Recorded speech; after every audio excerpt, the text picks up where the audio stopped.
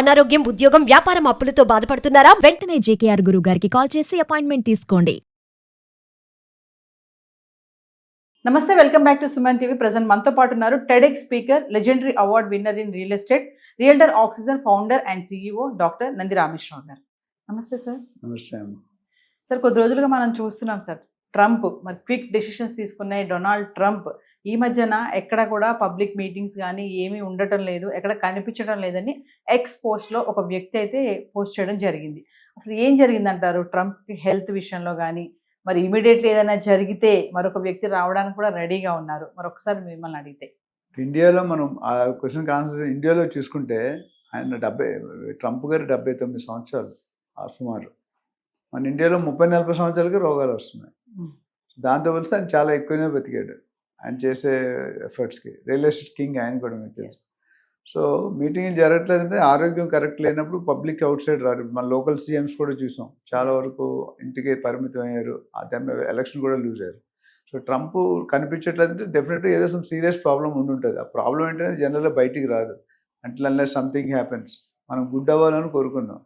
So Trump ఎప్పుడైతే public last నాకు తెలిసి 1 వీక్ 10 days ప్లస్ నుండి ఈజ్ నాట్ పార్టిసిపేటింగ్ ఎనీ. జనరల్గా ఆయన ఖాళీగా కూర్చునే మనిషి కాదు. ఏదో ఒకటి ఎక్కడో ఒకటి కెలకడం చేయడం, కొత్త పాలసీ, కొత్త ప్రొసీజర్ ఉంటాయి. సో చిచ్చర్పిడిగా మనం అనుకున్నాం లాస్ట్ టైం. ఆయన ఖాళీగా ఉండే మనిషి కాదు. ఖాళీగా కనిపించట్లేదంటే సమ్ సీరియస్ కన్సర్న్ అయ్యి ఉండేది. అది న్యూస్ కావాలని అంటే రావట్లేదా, లేకపోతే ఆరోగ్యపరంగా రావట్లేదు మీరు నేను చెప్పలేను. It's only public talk. ఎక్స్పోస్ట్లో ఎవరో కామన్ మ్యాన్ పోస్ట్ చేశాడు ఏమంటే, ట్రంప్ గారు అసలు అఫీషియల్గా కార్యకలాపాల్లో ఎటువంటి పాల్గొనలేదు, పబ్లిక్ మీటింగ్ రావట్లేదు, ప్రెస్ నోటిఫికేషన్ రావట్లేదు అని. కానీ దానికి విరుద్ధంగా ఏంటంటే ఆయన ఓన్ సోషల్ మీడియా ఛానల్లో సొంతంగా అని చెప్పింది ట్రంప్ ఏమీ కాలేదు, అంతా బాగానే ఉంది అని ఆయన ఓన్ మీడియాలో ఆయన పెడుతున్నాడు. సోషల్ మీడియా ట్రూత్లో పెడుతున్నాడు. సో ఇప్పుడు ఇది నమ్మాలి అది నమ్మాలంటే రెండూ మన కంట్రోల్ లేవు. మేబీ లోకల్ క్యాండిడేట్స్కి డెఫినెట్గా నిప్పు లేకుండా పొగరాదు. జనరల్ మనకు తెలుసు ఏదైనా ఉంటేనే దాని మీద చర్చ జరుగుతుంది. ఒక్కోసారి కొన్ని ఫేక్ న్యూస్లు కూడా వస్తుంది, దాని మీద కూడా చర్చ, లాంగ్ టర్మ్ వ్యాలిడిటీ ఉండదు. ఫుల్ వ్యాలిడిటీ ఉందంటే నిప్పు లేకుండా అంటే ఎక్కడో ఏదో చిన్న క్లూ వచ్చింది. మేబీ అది సీరియస్ కన్సర్నా, మామూలు కన్సర్నా, యావరేజ్ కన్సర్నా, అబార్ అని తెలియదు. డెఫినెట్లీ ఎక్కడో దగ్గర some clue is been given. అందుకని దాన్ని వాళ్ళు హైలైట్ చేస్తున్నారు. ఇవన్నీ జరుగుతున్నాయి. పిల్లికి ప్రాణాలు పోతే ఎలక్కి సెలెంతగాలని ఒక సామెత ఉంది. అక్కడ ఏమవుతుందంటే ఇవన్నీ ఈయన కష్టాల్లో ఈయన ఉంటే వైస్ ప్రెసిడెంట్ జేడీ వ్యాన్స్ అనేవాడు నేను రెడీగా ఉన్నాను అన్నాడు. అంటే పొలిటిక్స్ అంటే అంతవరకు వైస్ ప్రెసిడెంట్ ఛాన్స్ ఇచ్చాడు ఆయన. ఈయన పోతే నేను పోదాం అనుకున్నాను. మన లోకల్లో కూడా జరిగినాయి. సీఎం పోతే మనం సీఎం అవ్వాలనుకున్నా రకరకాల పేర్లు చెప్పడం రకరకాలు జరిగినాయి. ఇక్కడ జేడీ వ్యాన్స్ స్టేట్మెంట్ ఇవ్వడం అనేది అంటే ఇంపార్టెన్స్ మరింత పెరిగింది. ఎందుకు అంటే ఆయన ఏమీ లేకుండా ఆయన అంటు కదా. ఇప్పుడు జయలలిత గారు కానీ కరుణానిధి ఉన్నాడు కూడా ఇలాంటి రూమర్స్ వచ్చినాయి. మీరు చూసుకుంటే first time, second time, third time వచ్చిన రూమర్ కాదు, ఒరిజినల్ అయ్యి ఉంటుంది. సో ఇక్కడ జేడీ వ్యాన్స్ ఆయన వైస్ ప్రెసిడెంట్ ఎవరైతే ఉన్నారో ఆయన ప్రకటించడం అనేది కొద్దిగా ఆశ్చర్యకరమైన విషయం. అంటే సంథింగ్ ఈజ్ కుకింగ్ సీరియస్లీ. ఏం కుక్ అవుతుంది? బిర్యానీ అవుతుందా, ఇంకేదైనా అవుతుందో మాకు తెలియదు. బట్ అయితే సమ్ ప్రాబ్లం అయితే ఉన్నట్టు మ్యాక్సిమం 90% క్లారిటీ వస్తుంది. బట్ 10-20% కొద్దిగా అటు ఇటు ఉంది. సి అంటే ఆయన కానీ అయితే మాత్రం కొన్ని మంచి విషయాలు జరగవచ్చు, కొన్ని చెడ్డ విషయాలు. ఎందుకంటే ఆయనకు ఒకసారి ప్రెసిడెంట్గా అనుభవం ఉంది. ఇప్పుడు జేడీ వ్యాన్స్ ఫస్ట్ టైం అవుతారు ప్రెసిడెంట్.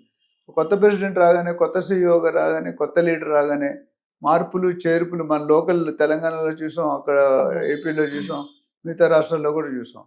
సో కన్సిస్టెంట్గా సెంట్రల్లో మోడీ గారు కన్సిస్టెంట్ 3 సార్లు పీఎం అయ్యారు. సో పాలసీలు మీరు నరేంద్ర మోడీ గారి పాలసీ చూసుకుంటే ఆయన ఎప్పుడు హార్ట్ అటాక్ న్యూస్ చెప్పడు. స్లోగా డిమానిటైజేషన్ కానీ, ట్యాక్సేషన్ కానీ, ఏదైనా స్లో రూపీలో 2000 నోట్ తీసిన ఎవరికి బాధ అనిపించింది, కానీ బాధ ఉంటుంది. కానీ కొంత ట్రంప్ గారు డెసిషన్ తీసుకుంటే టక్కుని కొడతాడు, 6 కొడతాడు. ఈయన 1-2లో కొట్టి స్లోగా వెళ్తుంది. సో ఓవరాల్గా చూసుకుంటే ట్రంప్కి నిజంగా సీరియస్ అయితే it's a serious matter to America. America is already in recession దారి వెళ్తుంది. జాబులు తీసేస్తున్నారు. ప్రతి దేశంతో బయోలెటరల్ రిలేషన్ అంటే పాడవుతుంది. ఇప్పుడు లేటెస్ట్గా మీరు చూసుకుంటే మనం మాట్లాడబోతున్నాం, మనం పంపించే పార్సల్స్ మీద కూడా హీ హాజ్ పుట్ ట్యాక్సెస్. అంతకుముందు $800 వరకు వాల్యూ వరకు షిప్పింగ్ ఛార్జెస్ ఉండేవి, కానీ ట్యాక్సెస్ ఉండేది. ఇప్పుడు ఏంటంటే ఇవన్నీ కూడా కక్షతో కూడి చేసిన కార్యక్రమంలా అనిపిస్తుంది. ఒకప్పుడు స్టార్టింగ్ 1970s, 40s $1 ఉంటే ఉండేది. $1 కోసం $5 అయింది, $5 కోసం $20 అయింది, $20 కూడా $40 అట్లా పెరుగుతూ వచ్చింది. 50 కాస్త ఒకేసారి 200 అయింది, 200 కాస్త 800 అయింది. అంచెలుంచి 5-10 సంవత్సరాలకి మారుతూ వచ్చింది. సో దాన్ని బట్టి చూసుకుంటే ఈ పాలసీలన్నీ మళ్ళీ రివర్స్ అవుతాయా?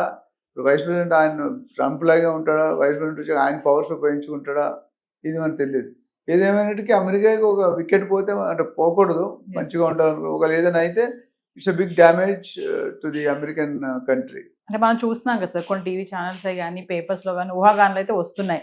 ట్రంప్ కి ఏదో అయిపోయింది అని చెప్పేసి, అది హెల్త్ ఇష్యూస్ అని చెప్పేసి. మీడియాలో అప్పుడు సీరియస్ గా చెప్తాను, ఇదిగో తోక అంటే అదిగో పులి, చిన్నది ఉంటుంది, దాన్ని స్ట్రచ్ మేబీ కరెక్ట్ ఉందా లేదా తెలియదు, బట్ వాళ్ళకి క్లూ దొరకాలి. వాళ్ళకి ఏం కావాలి? వ్యూస్ కావాలి, ప్రేక్షకులు ఎంటర్టైన్ అవ్వాలి అంటే. సో ఉన్నది ఉన్నట్టు చెప్పరు, అటైనల్ అవుతారు, ఇటైనల్ అవుతారు. కొంతమంది ఛానల్ కరెక్ట్గానే ఇస్తారు. సో ఒకటేసారి 4 ఛానల్ ఇస్తుంటే ఒక ఛానల్ ఒకటి ఉంటుంది, ఇంకో ఛానల్ ఇంకోటి ఉంటుంది, ఇంకో ఛానల్ ఇంకోటి ఉంటుంది. అంటే దాన్ని బట్టి అర్థం ఏంటంటే దేర్ ఈజ్ సంథింగ్ ఉంది, కానీ ఎంత కాన్సన్ట్రేషన్, ఎంత మెజారిటీ కరెక్ట్ అనేది మనకు తెలియదు. అయితే ఒక విషయం చెప్పండి సార్, మరి ట్రంప్ ఇలా హైడ్ అయి ఉండడానికి ఏమన్నా కారణాలు ఏమైనా ఉండొచ్చు అంటారా? ఉండొచ్చండి. పాలిటిక్స్లో మనం నాట్ పొలిటికల్ అనలిస్ట్, నాకు దెర్ విల్ బి 100. రాజు చావుకి 100 మంది కారణం, ఒకటి కాదు, ఇద్దరు కాదు. ఇది రావడానికి ఎన్నో కారణాలు ఉండొచ్చు.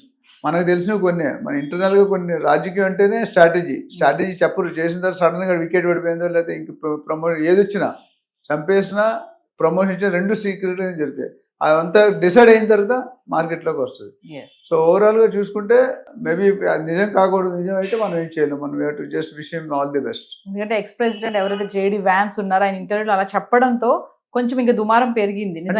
ప్రతి ఒక్కరు కూడా మీరున్నారు అనుకోండి, మీకు ఎంతో ఉంటే నవీన ప్రమోట్ అనేది చేయలేదు, నవీన్ తీసేసి రెండోటి నేను నవీన అవ్వదు, అలా వర్కౌట్ కాదు. ఎందుకంటే నవీన రోల్ నవీన, కిందోడు రోల్ కిందోడు, పైన ఇప్పుడు నేను మోహన్ లాగా లేకపోతే మీ బాస్ లాగా అయిపోవాలంటే కాదు కదా. సీట్లో కూర్చోవడం వేరు, ఆ సీట్ని జస్టిఫై చేయడం వేరు. ట్రంప్ అనేది ఎన్నైనా కొన్ని వాళ్ళ దేశానికి అనుకూలంగా చేసుకున్నాడు, అన్ని తప్పు కాదు. కొన్ని డెసిషన్లు పాడడం మొత్తం ఓవరాల్గా 50% కరెక్ట్ తీసుకొని 50% తప్పు తీసుకుంటే జనాలు తప్పు తీసుకుని కరెక్ట్ మంచి పనులు ఎవరు గుర్తించరు, చెడ్డ పనులు ఈజీగా గుర్తిస్తారు. So we'll wait and watch. You should recover best అని అనుకుందాం. Thank you sir. Thank you.